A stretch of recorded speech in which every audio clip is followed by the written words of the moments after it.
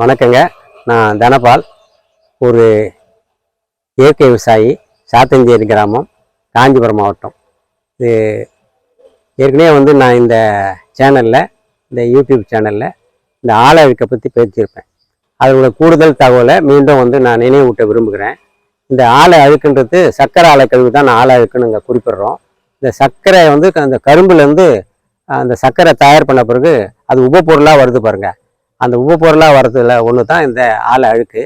அதில் சர்க்கரை தயாரிப்புக்கு பிறகு உபப்பொருளாக வர்றது முக்கியமாக மொலாசஸ்ன்னு ஒன்று வரும். அந்த மொலாசஸ்லேருந்து தான் அந்த அந்த டாஸ்மாக்லேருந்து அந்த அயல்நாட்டு மது தயார் பண்ணுற மூலப்பொருள் மொலாசஸ்ஸு. அது முக்கியமான ஒரு இடுபொருளாக, அதாவது உபப்பொருள்னு சொல்லுவாங்க. உபப்பொருளாக அந்த கரும்பு ஆலையிலேருந்து வருது. அடுத்தது கரும்பு சக்கை வருது. அது ஒரு 40-45% கரும்பு சக்கை வரும். கரும்பு சக்கை பார்த்தீங்கன்னா மின்சாரம் தயார் பண்ணுறதுக்கு, இந்த பேப்பர் தயார் பண்ணுறதுக்கு, அது இல்லாமல் இப்போ நிறைய இந்த நெகிழி பயன்படுத்தக்கூடாது, இந்த பிளாஸ்டிக் பிளேட் பயன்படுத்தக்கூடாதுக்கு மாற்றாக அந்த அந்த சக்கையிலேருந்து நிறைய அந்த கப்பு பிளேட்டு அப்படிலாம் நிறைய பயன்பாட்டுக்கு வந்துருச்சு. அது இல்லாமல் அந்த சக்கையிலே நல்ல அந்த ஃபைபர் சத்துன்றாங்க பாருங்கள், அதையும் தயார் பண்ணுறாங்க அந்த கரும்பு சக்கையிலேருந்து. அது ஒரு சத்து மாத்திர மாதிரி அதிலிருந்து அந்த ஃபைபரை பயன்படுத்தி ஒரு ஃபைபர் சத்து உள்ளதாகவும் தயார் பண்ணுறாங்க. அப்படி அந்த மொலாசஸ் பல பயன்பாடு, அதாவது டாஸ்மாக் சரக்குன்றாங்க பாருங்க, IMFL இந்தியன் மேக் ஃபாரின் லிக்கர்னுவாங்க, அதுக்கு பயன்படுது அந்த மொலாசஸ். இந்த கரும்பு சக்கை மின்சாரம் தயார் பண்ண, பேப்பர் தயார் பண்ண, இதே மாதிரி நிறைய இந்த மாதிரி இந்த டேபிள் டாப்புன்னு பாருங்க, டேபிளில் பிளேட்டு கப்பு இந்த மாதிரி அந்த உபயோகத்துக்கு நிறைய பயன்படுது. இது இல்லாமல் ப்ரெஸ் மட்டுன்னு ஒன்று வரும், ஆலை அழுக்குன்னு வரும். அந்த ஆலை அழுக்கு ஒரு 4% வரும். அது முக்கியமான நிலத்துக்கு ஒரு இடுபொருள். அது இந்த ஆலை அழுக்கில் எல்லா சத்தும் அதில் இருக்குது. அதாவது நுண்ணூட்டம், பேரூட்டம், இப்படிலாம் சத்துலாம் இருக்குது. அந்த ஆலை அழுக்கை நம்ம மக்கின பிறகு தான் போடணும். இந்த ஆலை அழுக்கு பியூர் ஆனணும். மக்குனன்றது ஒரு 6 மாதம் குறைஞ்சபட்சம் நல்ல நிழலில் பரப்பி வச்சிருந்தோமா அது மக்குத்தன்மை அடையும். அது சீக்கிரம் மக்கிறதுக்கு கூட நம்ம பயோ இனாக்குள்ட்டு நுண்ணுயிர் கலவைலாம் இருக்குது. நுண்ணுயிர் கலவைலாம் போட்டு அது ஈரப்பதத்தை தக்க வச்சுக்கணுமா அது எளிதில் மக்கும். இப்போ இந்த வேல்யூ ஆடட் ப்ராடக்ட் சொல்லுவாங்க, மதிப்பு கூட்டல் பொருள்னு சொல்லுவாங்க. வெறும் ஆலை அழுக்க நம்ம நிலத்துக்கு போகிறது இல்லாமல் இந்த ஆலை அழுக்கு அப்படியே ஆலையிலன்னு வந்த பிறகு போட்டால் எல்லா பயிரும் பட்டு போயிடும். கரும்பு மட்டும் பட்டு போகாது. கரும்பு மட்டும் அதை எதிர்த்து வளரும். இது மக்கின பிறகு இருந்தால் எல்லா பயிருக்கும் சிறப்பாக இருக்கும். இப்போ கரும்பு பயிரில் கரும்பு சோகை வருது. கரும்பு சோகைன்னா ஒரு 4-5 டன் வரும் ஒரு ஏக்கருக்கு. இந்த கரும்பு சோகை ஒரு அற்புதமான இயற்கை ஒரு இடுபொருள் சொல்லலாம், ஒரு கழிவுப் பொருள். அந்த கரும்பு சோகை இந்த ஆலை அழுக்கையும் பயன்படுத்தி நம்ம கம்போஸ்ட் தயார் பண்ணலாம். நான் கடந்த காலங்கள்லையும் கம்போஸ்ட் தயார் பண்ணி பயன்படுத்தியிருக்கேன். இப்போ அந்த கரும்பு சோகைக்கு முக்கியமாக நம்ம ஏன் இதெல்லாம் அந்த கம்போஸ்ட்லாம் தயார் பண்ணோம்னா, இது மூலிமா நமக்கு இந்த அங்கக கரிமம் சொல்லுவாங்க, ஆர்கானிக் கார்பன் சொல்லுவாங்க. இந்த அந்த கரும்பு சோகையும் இந்த ஆலை அழுக்கையும் பயன்படுத்தி நம்ம ஒரு கம்போஸ்ட் உரம், மக்கு உரம் தயார் பண்ணும்போது நல்ல அருமையான ஒரு கரிம சத்து உள்ள நமக்கு ஒரு கம்போஸ்ட் உரம் கிடைக்குது. ஒரு காப்பி தூள் மாதிரி, டீ தூள் மாதிரி கிடைக்கும். ஏற்கனவே சொல்லியிருப்பேன் நான். அது அது மக்கிறதுக்கு நம்ம என்ன பண்ணலாம்னா, முதல்ல இந்த கரும்பு சோகையை ஒரு அட்டு பறிப்பிடணும். பறிப்பிட்டு நம்ம மாட்டு சாணங்குது பாருங்க, மாட்டு சாணத்தை நல்லா கரைச்சி அந்த கரும்பு சோகை பூரா தெளிச்சிடணும்.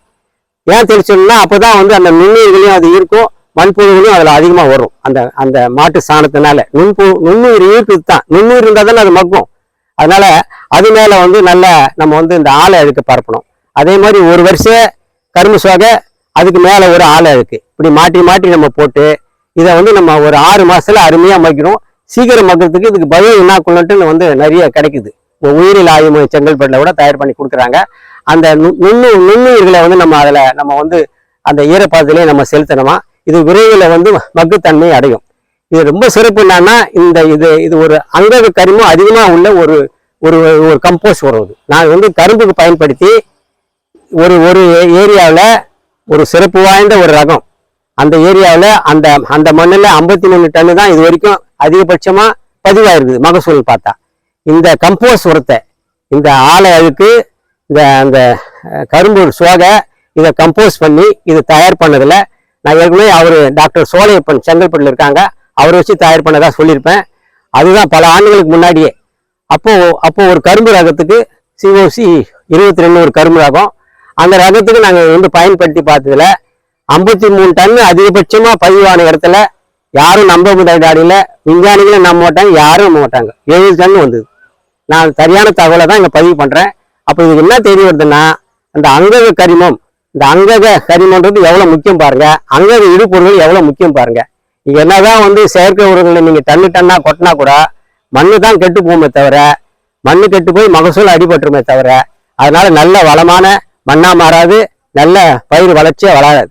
இந்த மாதிரி எப்படி வந்து இந்த இயற்கை இடுபொருட்கள் தாய்ப்பால் போடுறது மண்ணுக்கு, தாய்ப்பால் எப்படி வந்து இம்யூனிட்டியை கொடுக்குதோ குழந்தைங்களுக்கு, அதே மாதிரி இந்த இயற்கை இடுபொருட்கள், இந்த மாதிரி பொருட்களை நம்ம தயார் பண்ணி நிலத்துக்கு போடும்போது நிலத்துக்கு ஒரு எதிர்ப்பு சக்தி வந்துடுது.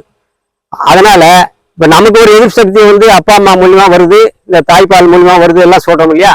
அதே போல இந்த நிலத்துக்கு இந்த மாதிரி இயற்கை இடுபொருள் மூலமா மண்ணுக்கு ஒரு இம்யூனிட்டி வந்துடுது.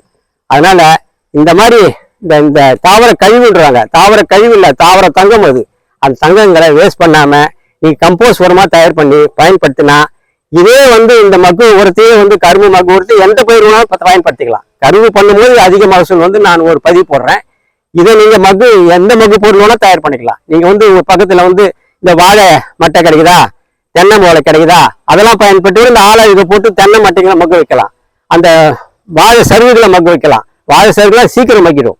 இந்த தென்னை ஓலையெல்லாம் கூட சீக்கிரம் மக்கிடும். இந்த கரும்பு வந்து லிக்னின் அதிகமா இருக்கிறதுனால கொஞ்சம் நாள் எடுத்துக்கும், மாசம் எடுத்துக்கும். அதனால நீங்க இந்த கம்போஸ்ட் உரத்தை, இந்த தாவர கழிவுகளை நீங்க எல்லா தாவரங்களுக்கும் பயன்படுத்திங்கன்னா இந்த கரிம சத்துன்றது பூமியில எண்ணிக்கை நிலைக்கும்.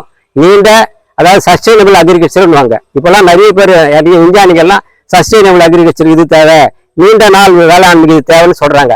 இந்த மாதிரி ஆர்கானிக் இடுபொருள், இந்த மாதிரி கம்போஸ்ட் உரங்கள்லாம் நம்ம வந்து அதுக்குன்னு நம்ம சிரத்தை எடுத்து தயார் பண்ணி பண்ணும்போது இந்த சஸ்டைனபிள் அக்ரிகல்ச்சர் எப்பவுமே சாத்தியம். சரிங்க, எனக்கு ஒரே கேள்விங்க. இப்போ நீங்க அந்த ஆலை அடுக்கு பயன்படுத்தி கரும்புல வந்து 50 டன் எடுத்தீங்க. நீங்க அந்த ஆலை அடுக்கு மட்டும் தான் பயன்படுத்தினா வேற எந்த உரங்களும் பயிர் கொடுக்கலையா நீங்க? அது கரெக்ட் இல்லை. இப்போ நீங்க கேட்ட கேள்வி வந்து சரியான கேள்விங்க. நான் வந்து இப்போ இந்த அங்கக இந்த இயற்கை விவசாயம் மாறதுக்கு முன்னாடி அதை செஞ்சேன். ஆனா அப்ப கூட நான் வந்து அப்போ உரம் மட்டும் பயன்படுத்துவேன். அதாவது நான் இயற்கை விவசாயம் மாறதுக்கு முன்னாடி உரம் மட்டும் பயன்படுத்துவேன். அதாவது இந்த யூரியா, பொட்டாசியம் அது மட்டும் பயன்படுத்துவேன். அந்த காலகட்டத்தில் வேற எந்த ரசாயன பொருளும், வேற எந்த பூச்சிக்கொல்லி மருந்தும் நான் பயன்படுத்ததே கிடையாது. அந்த வகையில அப்ப அந்த உரத்து கூட தான் இதை நான் வந்து போயிட்டு தான் அந்த மகசூல் வந்துருக்குது. ஆனா இப்போ நான் வந்து அந்த எந்த உரமும் இடாத இப்ப நான் இயற்கை விவசாயம் மாறின பிறகு இப்ப அண்மையில ஒரு 5-6 வருஷமா நான் கரும்பு சாகுபடி பண்ணி வரேன். அதுலயே 45-50 டன்லாம் சாதாரணமா இயற்கை விவசாயத்திலே வருது, இயற்கை இடுபொருள் மூலியமா வருது. அதனால நான் அந்த 70 டன் எடுத்தன்றது வந்து அதுல வந்து இந்த மேஜரா 3/4 முழுசும் அங்க இடுபொருள் தான். அதுல ரொம்ப லீஸ்ட் பர்சன்டேஜ் தான் அந்த ரசாயன உரம்.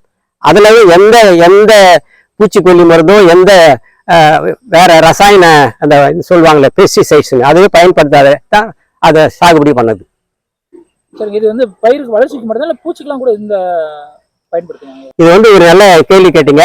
இந்த ஆலை அழிக்கிறது பாருங்க, இது ஒரு மண் திருப்தியாகவும் வேலை செய்யும். மண்ணில் ப்ராப்ளம் இருந்ததுன்னா அதை மண் திருப்தி பிஹெச்னு சொல்லுவாங்க இல்லைங்களா, அந்த பிஹெச் எல்லாம் கூட மாற்றும். மண்ணை வந்து பொலப்பொலப்பு தன்மை ஆக்கும். மண்ணில் வந்து காற்று துவாரங்களை அதிகமாக்கி மண்ணு வந்து நல்ல நீர் பிடிப்பு தன்மை வரா மாதிரி அதை ஆக்கும். அது மட்டும் இல்லை, இந்த நிமட்டோட்ஸ்ன்னு ஒரு புழு இருக்குது. அது வந்து புழுன்னு சொல்லக்கூடாது, அதுக்கு தமிழ்ல டக்குன்னு நினைக்கு வரல. நிமட்டோட்ஸை வந்து இந்த ஆலைக்கு இல்லைந்து வெளியிடுற ஒரு ரசாயனம், அது வந்து அதை கொல்லுதுன்றாங்க. நிமட்டோட்ஸுக்கு செயற்கையில நிறைய அந்த அதாவது விஷ மருந்துகள் இருந்தா கூட இந்த ஆலைக்கு பயன்படுத்தமா அந்த நிமட்டோடு கட்டுப்படுது. அது மாதிரி மண் திருப்தியாகவும் வேலை செய்யுது. இந்த மண்ணுக்குள்ளார இருக்கிற நிமட்டோடும் இது வந்து கட்டுப்படுத்துதுன்னு ஆராய்ச்சி மூலமா விஞ்ஞானி தெரிவிக்கிறாங்க. அதுதான் உண்மையிலே வந்து ஒரு நல்ல ஒரு விஷயம் தான் இல்லைங்க இந்த ஆலை அழுக்கு வந்து. ஆமா. அதாவது ஆலை அழுக்குல வந்து உதாரணமா பேரூட்டம்னுவாங்க. பேரூட்டம்னா NPK-ன்னுவாங்க, நைட்ரஜன், பாஸ்பரஸ், பொட்டாசியம்னுவாங்க. அந்த பேரூட்ட சத்தும் இருக்குது இல்லை. அதே மாதிரி அதுலேயே 2ஆம் பட்ச சத்துன்னு சொல்லுவாங்க. அதை கால்சியம், மெக்னீசியம், அயன் அப்படிலாம் சொல்லுவாங்க. அந்த சத்தும் இதுல இருக்குது. எல்லாம் ஒரு குறிப்பிட்ட சதவீதம். அதாவது ஒரு பெரிய தேருக்கு ஒரு சின்ன கடையாணி வந்து பாதுகாப்பா இருக்கிற மாதிரி பெரிய நிலத்துக்கு இந்த மாதிரி இழுப்பொருள்கள்லாம் இந்த PPM சொல்லுவாங்க, அதை பார்ட்ஸ் பெர் மில்லியன் சொல்லுவாங்க. அந்த அளவுல சிறிய அளவுல இருந்தாலும் அது பெரிய அளவுல பயன் கொடுக்கக்கூடியது. அதே மைக்ரோ நியூட்ரியன்ட்ல அந்த 16ல 7 மைக்ரோ நியூட்ரியன் இதுல இருக்குது. அதாவது பேரூட்டம் இருக்குது, இந்த நுண்ணூட்டம் இருக்குது. இது ஒரு அருமையான இயற்கை இடுபொருள். இது வந்து மண் திருப்தியா செயல்படுது, மண்ணை பொலப்பொலப்பு தன்மை ஆக்குது, மண்ணில் உள்ள அந்த முக்கியமா அந்த நிமட்டோடு சொன்ன அது தமிழ் ஞாபகம் வரல எனக்கு, அந்த நிமட்டோட இது கட்டுப்படுத்துது. கரெக்டுங்க. நீ ஞாபகப்படுத்தினீங்க நீங்க, நூற்புழு தான் அவரு நீங்க சொன்ன போல நிமட்டோடுக்கு நூற்புழு பேரு, நூற்புழு கட்டுப்படுத்துது. அதனால இது மண்ணு இயற்கையா உங்களுக்கு தெரிஞ்சுக்கலாம். நீங்க மண்ணு வளமாக ஆக மண்ணுல வந்து இந்த கரிம சத்து கூட கூட மண்ணுக்கே ஒரு எதிர்ப்பு சக்தி வந்துடும். நோய்க்கு மட்டும் எதிர்ப்பு சக்தி இல்லை, பூச்சிகளுக்கு எதிர்ப்பு சக்தி வந்துடும். அந்த வகையில் இந்த மாதிரி நம்ம இடுபொருள் கொடுக்கும்போது பூச்சியும் நிறைய தாக்காது, நோயும் அண்டாது. அதுதான் இதனுடைய சிறப்பு. நிறைய விஷயங்களை பகிர்ந்தீங்க, ரொம்ப நன்றிங்க.